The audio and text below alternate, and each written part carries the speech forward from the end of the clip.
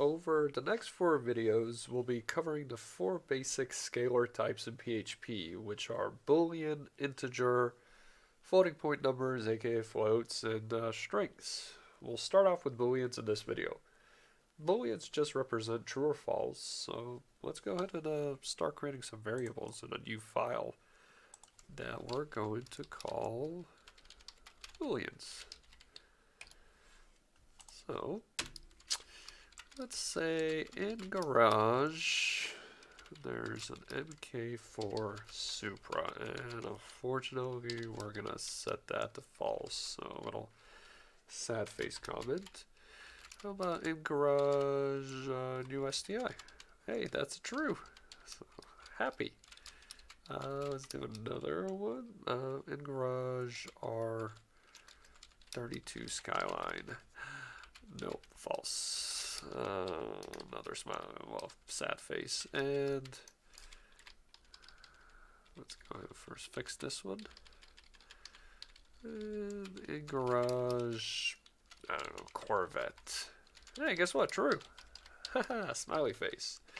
So I know we haven't covered if statements yet, but they're pretty simple to look at, and we're going to need to look at something like that. So all this says, if in garage we have the STI, and that's equal to true, then we can say echo, like for example, hooray, I've got all-wheel drive.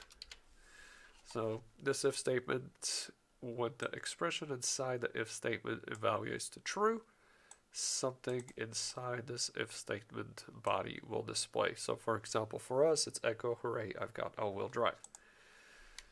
Let's do another if statement, since we don't necessarily have to explicitly state that this is equal to true, since these values are already either true or false.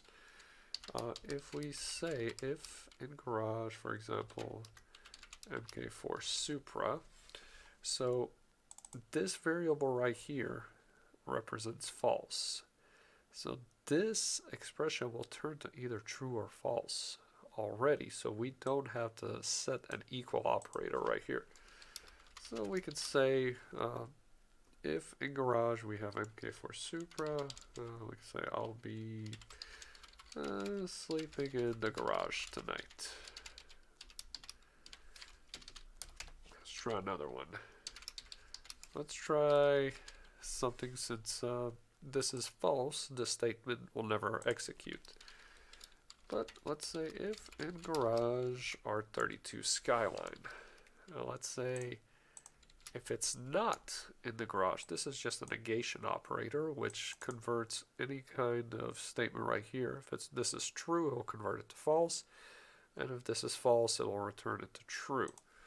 So if not, or if the R32 Skyline is not in the garage, then we could say echo tears falling down my face.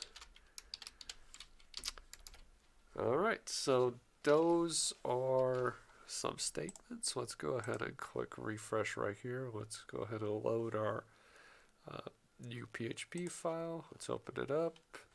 And there we go. Hooray, I've got all-wheel drive.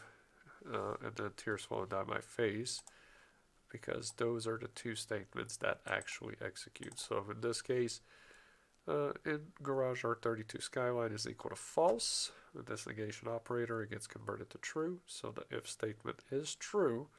So that's why that gets executed. Let's go ahead and look at some other stuff. Like current money, for example. Let's say I have $10.